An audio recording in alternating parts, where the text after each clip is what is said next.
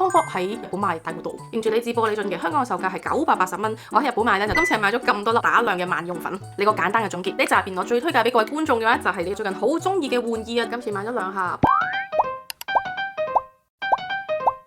Hello， 新年快樂！呢條片咧應該係我2026年第一條拍嘅片，所以順理成章咧應該都係第一條出嘅片。有啲遲，但係都報翻句 Happy New Year。回望2025年嘅自己咧，真係好似冇乜得着，又冇乜做過啲乜咁樣，不停都係徘徊喺病咗啦，好翻啲，跟住又覺得自己做得唔好，跟住又想自己做好啲，然之後又覺得哎呀我又唔舒服啦嘅狀態下不停徘徊。對於我嚟講，應該係好內耗嘅一年，又冇乜方向感，同埋做緊嘅嘢咧都好似係重複緊之前咁啊，冇乜個人突破咯。即係因為做我哋呢行咧，我覺得就係要不停進步，不停試新嘢，先可以 keep 住喺呢一行度繼續做。反而決定做全職嘅 YouTuber 之後咧，好似停滯不前，冇乜作為咁樣。再加埋本身真係夾抗啦，又令到自己好懶散。喺 YouTube 度睇翻2025年出片嘅記錄咧，係勁冇規律，一時出下，有時唔出下，有時成個月都唔見咗人。所以2026年希望大家同我一樣都可以身體健康平安。2025年嘅回顧就唔講咁多啦，有興趣可以喺下邊留言，我再另外拍條片。今日呢條片咧，我就用咗我嘅東京戰利品化咗呢個妝，由呢個樣變成我而家呢個樣。應該又好啲啩，係好耐冇一齊試化妝品啦。呢個就係我而家最素嘅樣子。呢排個面色真係有啲差，個嘴咧頭先真係好白，頂唔順，所以已經搽咗呢個有色 lip balm。呢個咧，如果你有睇 vlog 嘅話，應該會見到佢。當時我就喺度諗緊買 beginning 好定係 strong 好咧。嗰個咧應該係微辣5小辣，呢個咧就係小辣，好少嘅啫。同埋佢有個潤色效果，你睇下。都係好淡嘅，絕對唔係佢幅相上面呢一個超級鮮粉紅色。我今次喺東京買嘅化妝品就喺晒呢度啦。開頭我以為得好少，但係整理完之後咧，發現原來一個妝係用唔晒佢哋嘅，所以都係決定將大版嘅化妝品戰利咧放翻喺大版嗰條片度。Primer 我係冇買嘅，但係今次咧就買咗2支，之前一度好 hit 買斷貨，藍色提亮液同埋白色提亮液啊。呢個係最新嘅，我買嗰陣，因為拖下我喺東京翻嚟都已經3個月啦。呢個位置擺藍色。呢個白色咧，你睇下，勁似塗改液啊！唔啱用嘅話，可以試下用嚟做塗改液。跟住個泡泡呢個咧就我喺 VCons 買嘅粉泡，本身有6粒嘅，我已經用咗1粒噶啦。佢加水之後咧係會發大嘅嗰種，我覺得幾不錯喎。呢個唔知香港嗰間有冇得賣咧？但係其實平時我係中意整濕佢嚟用嘅，我都係整翻濕嚟用先。加水揸乾之後嘅 size 係大咗1/3啦，大咗少少啦。時間關係，我已經拍開咗呢邊個白色啊。因為佢白得有少少死灰白，藍色相對會好啲，薄薄地有少少調色作用，但係你見到我呢個暗黃嘅位置咧，其實佢仲喺度。咁 hit 嚟講，我係有少少失望嘅。不過我睇翻佢個價錢，買嚟一試無妨啦。可能我呢個位真係太過暗黃，就係咁咯。佢係好貼面嘅，但係其實我都真係唔係太中意呢個白色咯。雖然佢唔係畀你咁樣直接用嘅，我哋又睇下上完粉底之後點。粉底咧我就買咗 Tom Ford。Tom Ford 喺日本賣大好多，認住你自玻璃樽嘅，香港嘅售價係980蚊。你知得我喺東京嘅機場買嘅，即係已經係甩咗稅㗎啦，甩咗稅，12500 yen 到，圍翻大概係620蚊港紙，所以喺日本買平好多，有冇7折啊？個數口真係好差。Anyway， 總之平一橛啦。我真係想買埋阿瑪尼嘅，但我試極都試唔啱色，跟住又趕住上飛機咁樣啦。呢支粉底佢本身係比較薄透少少嘅，我應該半年冇拍過化妝片啊，又好唔慣啊，又係點解呢樣嘢好似永遠都冇辦法慣咁嘅咧？攞翻頭先個泡泡，係一個透明度比較偏低啦。你見到我面上面嗰啲，透明度偏低，透明度好高嘅。佢嘅遮瑕度偏低，啲雀斑啊，啲膚色不均咧，修飾咗5-6層啦。啲雀斑咧仲係若隱若現，但係咧佢可以疊加嘅。就咁上一層咧就係咁樣咯。你想要好自然奶油肌效果就上一層，喺雀斑位置再重點上多層。我呢個色號咧係4.5N，佢比我本身嘅膚色更加貼近我條頸嘅顏色。9月嘅時候買嘅，佢已經成為咗我2025年最愛之一啦。好中意佢呢個奶油水光感嘅妝效。雖然遮瑕度偏低，但而家都唔興嗰啲遮瑕度好高嘅嗰啲妝感。唉，我真係即刻嚟料我件衫，我件衫新嘅，係咁打一次。再望埋頭先喺個底度嗰個白啊，我都冇咩講啊。其實同我平時唔搽分別真係不大。眉啦、碎粉啦同埋遮瑕我都冇買新，所以我已經極速去完成咗啦。但係我個淚溝仲爭啲嘅，因為我買咗好多打亮粉。最近咧極度中意試呢啲打亮粉。其實我最主要咧都係用嚟打亮我呢個臥蠶凹落去嘅，唔係我咪講咗好耐我慘啊！呢個淚溝啊，呢條痕呢，我仲未知啊。有時攞啲遮瑕膏慢慢遮完一輪之後，一上水粉佢就唔見咗，真係好氣餒。所以而家有時趕時間呢，我都懶得用遮瑕膏慢慢遮條痕啦，直接用遮瑕粉、打亮粉、萬用粉啊，佢好多名啊。Muse 嘅萬用粉我終於集齊一套啦，1、2、3號色。其實呢個牌子最先 hit 呢，就係呢3個萬用粉，唔係應該黃色係新出嘅，應該係呢2個。我之前一直都買唔到嘅，今次終於俾我買到啦，仲買埋佢嘅新色。萬用粉就係全面都可以用噶啦，放眼底啦、打亮啦、撫紋等等啦。但係如果重點遮眼底嘅話呢，佢就可能會薄咗啲咯。如果想重點遮黑眼圈、淚溝嘅話呢，就可以用翻細粒呢個，佢出嚟係實色啲嘅。超級中意呢個嘅01號色啦，今次再買咗02號色翻嚟試，但我連包裝都未拆，等我而家拆開佢嚟試下先。細粒呢個遮瑕度係高啲嘅，呢3個係透明感強啲。仲有佢呢粒我大推，見到嘅朋友唔好諗啦，買咗先。佢係 Suzanne 嘅萬用粉，又平又好用。我買嘅時候因為佢係好新嘅，咁仲有啲貨。之後呢，聽講好似已經好快賣晒啦。香港而家都上咗架㗎啦，但係又係可遇不可求咯。有時我見到人有大量貨，有時有啲人又話買都買唔到。所以如果你見到嘅話呢，買咗先算。同埋佢而家出咗個02號色新色，嗰個就偏粉色啲嘅。呢個呢就係蜜桃米色多啲，好多人都會將佢哋比埋一齊，甚至我嘅 IG 都係將佢哋擺埋一齊。兩個顏色非常之似，同埋個粉質嘅粗幼度啦、貼服度啦，同埋細緻度都係非常之接近，真係好難分到佢哋有啲咩分別，價錢都差唔多噶。總之你見到邊個就買咗先啦，因為兩個都唔係咁容易買，同埋佢呢支掃掃都係好貼心噶，你帶出街補妝用都得，即係譬如呢啲位置有少少出油呢，直接用呢個，當然你要引走啲油先啦。直接用佢咁樣放上去，可以輕輕做個打亮之餘，又補到啲粉啦。用喺我身上，我覺得佢係唔乾嘅，但係佢遮瑕度咧比起我好中意嘅 Muse 咧爭啲啲。而呢個咧係比較白少少嘅，係咪係咁樣？佢係最光嘅，個粉質其實真係冇乜分別。試下攞個2號色遮遮個眼底先，攞個斜斜地扁嘅掃咧，直接放喺呢個淚溝位，跟住向上掃少少就 OK 噶啦，超方便，超慳時間。邊粒好用啲咧？其實都真係好睇你邊個色啱啲嘅。有啲有時太白嘅話咧，佢就好容易會變咗一個光咁樣，一條線光咗咁就有啲奇怪咯。試埋個黃色啦，其實我個眼底係啱蜜桃色多嘅，但係零零舍舍呢度有一笪咧係有啲紫黑色，係黑眼圈嚟嘅。但我平時就要花好多時間去遮佢啦。然之後個黃色粉咧就 very good 啦。成日遮黑眼圈遮到嘔血嘅朋友真係要試下呢啲粉狀。有時遮完個眼底咧，我就會再用佢大幅咁樣放喺眼底位置 blend 鬆啲，唔好太大力，將嗰個好明顯嗰條痕咧個過渡位 blend soft 啲。仲有未完，仲有呢4粒。最近真係好積極咁研究呢啲打亮粉，所以又買埋 Case 同埋 Woman。Case 呢個咧佢仲要懶特別咁樣有個紙盒包住，上面有寫住數量限定咁樣，我就買嚟翻嚟睇咩符 fit。佢有偏淺同埋偏粉嘅，粉質嘅幼細度咧其實同 Muse 嗰啲差唔多，但係佢就乾啲。紫色就係去黃嘅，用嚟做打亮喺啲暗沉嘅位置補翻少少咧都係正嘅。你問我嘅話，我會推 Case 呢粒 M119多過呢個咯。除非你個皮膚真係好乾，唔適合用咁多粉狀嘅嘢啦。如果唔係，一般嚟講我都係推介方便啲粉狀。仲有粉色嘅120就冇乜特別啦，呢個有啲太粉咯。我真係實在買得太多呢啲粉，我塊面已經試唔到呢2粒啦。佢就嚟自 Roman 嘅，我買咗 M01、M02，貪佢細粒。佢同頭先嗰啲質地有少少唔同嘅，佢係咁樣開嘅。係啦，有少少理氣嘅，其實摸上手嗰個粉質好滑好綿，好似石灰粉咁啊！哇，超級實色，所以我覺得佢嘅遮瑕度係再高啲嘅，但係相對佢個粉嘅存在感啦，即係個厚度咧就再明顯啲咯。遮遮呢粒嘢先，呢粒嘢唔知咩事喺度好耐，有粒幾百。所以我今次係買咗咁多粒呢啲膚色打亮嘅萬用粉。你個簡單嘅總結，呢集入邊我最推介俾各位觀眾嘅話就係呢2個，好難分。總之你見到邊個就買邊個。想帶出街補妝嘅話呢，呢個就好啲啦，有埋個掃掃。想收納方便啲呢，就係佢啦。夾硬問啲分別。唔見咗嘅，睇咩啊？我個大髀太大，收埋咗個大髀下邊。呢2粒個色係好似嘅，偏白嘅朋友咧就可以揀02號色。正常一般好似我咁上下咧就01號色。如果眼底有啲紫紫黑黑咧，就可以買黃色。重點想用嚟遮眼底遮下個黑眼圈嘅話咧，就用細粒嘅。新手請勿買 Case， 買紫色用嚟做打亮正。呢個時候就可以試下另一支，呢支係從本町自家出嘅潤唇膏。之前已經用過2支噶啦，我係非常之推介中意嘅。見到又有新色啦，但係嗰2支我唔係用晒，我唔知咗邊啦，又唔知塞咗邊個袋度啦。我諗又試下啦，嗱，真係有色唇彩咁，呢支就有色好多啦。頭先呢個我咪話係辣嘅，但係我唔覺得佢有任何豐唇嘅效果，齋辣。但我自己呢個嘴辣辣地，我覺得幾過癮，幾中意嘅。因為買開呢又買咗2粒單色，好似啊，我都唔知點解會咁揀。050、067仲有買開又買埋 S09、S07，呢個設計真係有少少唔中意。好後悔啊，買4粒添，仲要啊，唔係啊，5粒啊，仲有呢粒啊。雖然我理解唔到長指甲嘅朋友點解可以咁樣，因為真係好長指甲咧，係乜都做唔到噶嘛。我有時拎佢咧都有少少困難，跟住套翻入去咧又係要準成。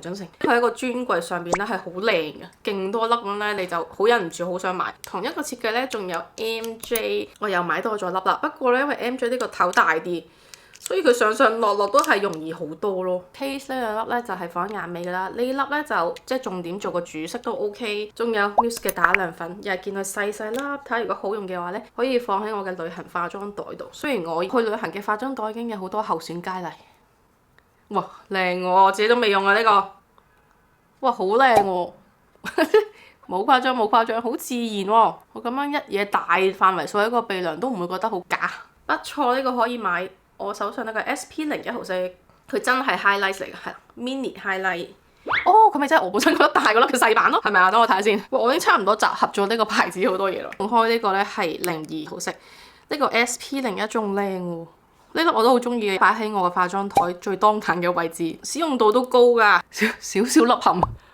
呢個就可以放喺化妝袋度。仲有啊，未講完啊，仲有啊，買咗呢啲好多差唔多嘅嘢，有啲難講。仲有 Susan 嘅紫色打亮粉，呢個呢就塊面仲有冇位放打亮呢？我已經打咗幾個打亮㗎啦，仲要出街啊陣間。偏紫就係可以去黃啦，所以呢，佢出嚟嘅效果又係會反白啲嘅。終於都講完打亮粉啦，仲有幾多朋友仲坐定定喺度聽啊？多謝你，獎勵你。我哋 move 去另一 part 就係胭脂啦。其實我今次冇買胭脂嘅。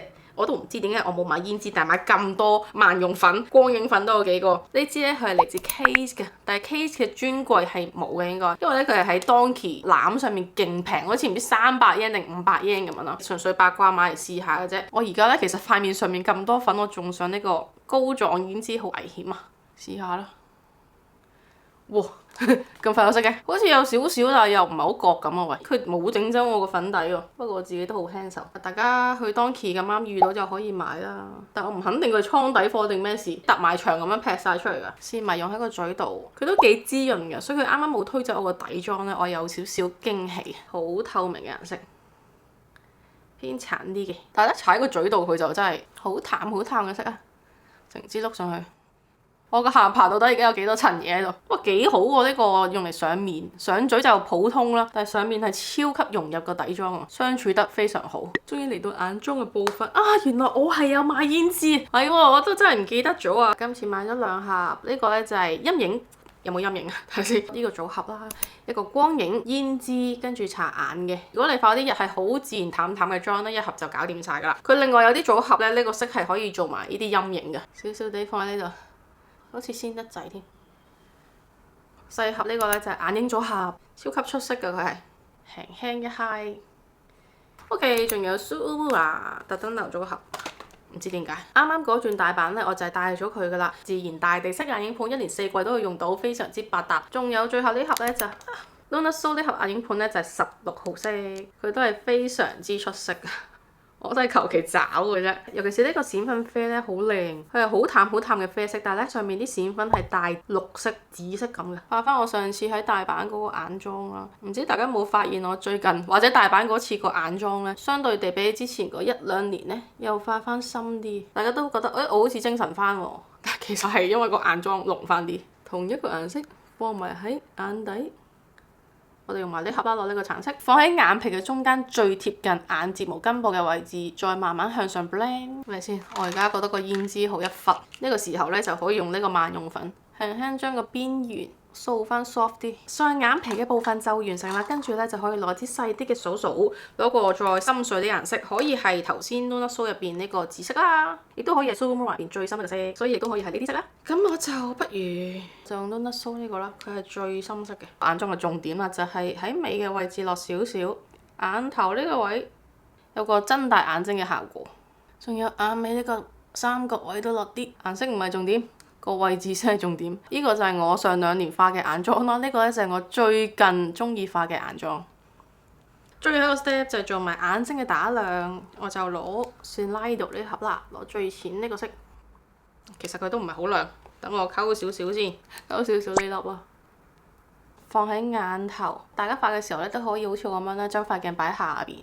沿住眼頭呢個窩位，你就可以得到一隻好似圓碌碌啲嘅眼睛啦。今次咁多盒眼影入邊咧，我自己最中意蘇呢盒。雖然佢呢個組合咧，你喺屋企揾咧應該會揾到，但係佢本身呢個組合咧好方便。臥蠶陰影嘅部分咧就可以用翻呢個色，所以呢個色係最笠嘅，用得最多。但係真係揩好少好少就夠啦，因為佢都幾出色嘅。你可以喺隻手度掃開添。記得臥蠶底呢個位咧，佢係一個陰影嚟嘅，佢唔係一條實線嚟嘅。時間關係，我又已經畫埋眼線上埋 mascara 啦，跟住我哋就到最後部分嘴仔。最近搽唇膏之前，我都會用咗唇線筆先，又買咗兩支唇筆翻嚟試，都係嚟自 Shazam 嘅。兩支我都試過啦，其實爭少少嘅啫。再加埋因為脫咗個唇蜜啦，所以咧最近都好心醉一啲唔同嘅唇妝。實用又易用啦，買得過嘅呢兩支唇筆。實在太耐冇拍化妝片，個人好混亂啊，同埋我最近講嘢都超級唔正咯。我都知啊，我都覺得好煩啊。呢個咧就係01號色，跟住有一條片咧，我嘗試講嘢講翻慢啲啦，跟住咧我又忍唔住係咁較快咗，都係啲實用色嚟咯。但係咧嗱，一抹就冇噶啦，一食嘢一抹嘴就會甩噶啦。主要都係價錢取勝，又係嚟自 Fitcons。我今次買咗好幾樣 Fitcons 嘅化妝品或者啲化妝品周邊啦，諗住出條 Reels，但係最後拖下咗太耐，跟住就唔想出啦。放喺呢啲細細袋度非常之方便，千祈唔好碌太長，好容易斷。雖然我未斷過。PKBE 啊，記憶中最日常百搭就係我手上邊呢支咯，唔可以當潤唇膏單搽，但係都 OK 啦，都算潤身嘅。但係佢都係唔係鎖色嘅東西。跟住就有 Visa 嘅呢支，我買嗰陣咧見到佢大字標題係非常之推嘅，但係我覺得冇乜特別啫喎。個顏色比頭先 Fitcons 仲淡啲，同埋個包裝少少膠啊，都係咁啦，正常咯。哦，原來佢有個香味喎。幾香喎！啊，同埋佢有少少薄荷嘅加分位。跟住呢兩支我特登留翻個包裝，因為呢個包裝都幾靚。我已經收到唔少嘅消息話呢個頭真係會甩，大家用嘅時候就小心啲啦，唔好坐定粒粒咁掛喺你個白色手袋度，應該會死。呢個係492C啊，因為上次買個色我覺得唔係太靚啦，所以就即刻買就係呢隻色啦，有少少令面嘅492C，搽喺個嘴中間先。呢支個光澤感咧就會強啲，但係都唔係嗰種玻璃嘴嘅感覺。呢個我都未用啊 Laka 617，同大家一齊試上嘴先，抹一抹個嘴先。呢個其實同佢有少少似，但係佢就再偏紫色啲。